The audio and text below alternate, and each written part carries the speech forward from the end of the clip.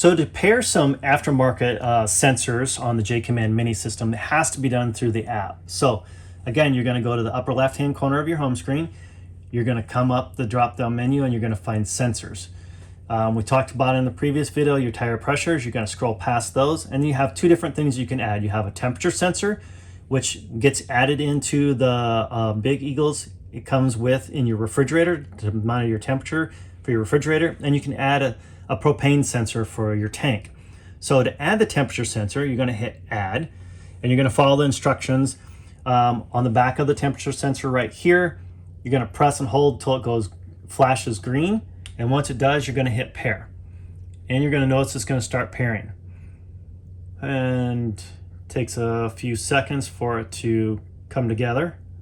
And now it's been added, and now you can see we have a refrigerator. You could actually mount this in your refrigerator and then monitor the temperature inside of it. Another sensor that you could actually add is a propane one for each tank. They have a little magnet on the back side. They mount to the bottom side of your tank. To add it, you press here.